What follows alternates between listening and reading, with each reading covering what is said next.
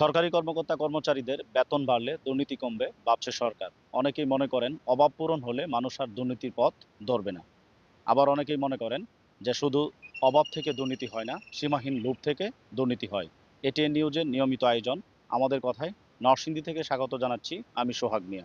এই বিষয় নিয়ে নরসিংদীর মানুষ কি ভাবছে, চলুন জেনে আসা যাক। শুধু যে মানুষ যে দুর্নীতিটা হয় বেতন বৃদ্ধি বা সুযোগ সুবিধার কারণেই হয় না সেটা। এখানে কিছু ফলো আপ এর প্রয়োজন আছে। আমি মনে করি যে বেতন বৃদ্ধির পাশাপাশি ওদের নৈতিক চরিত্রের ব্যাপারেও আমাদের খেয়াল রাখতে হবে।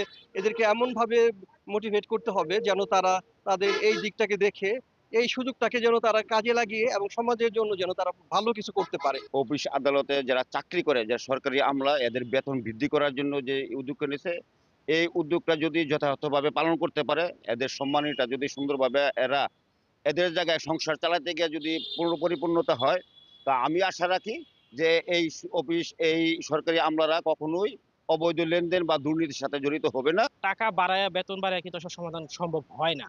আমি মনে করি গভর্নমেন্টের উচিত তাদের বেতন বৃদ্ধির সাথে সাথে অবশ্যই এটা ইতিবাচক, পাশাপাশি তাদেরকে মনিটরিং প্লাস আইনের আওতায় আনা, বিশেষ করে আমাদের যে সরকারি সেক্টরগুলোতে দুর্নীতি হয় এগুলোতে বেশি মনোযোগ দেওয়া এবং এগুলোকে আইনের আওতায় আনা, বিচার করা।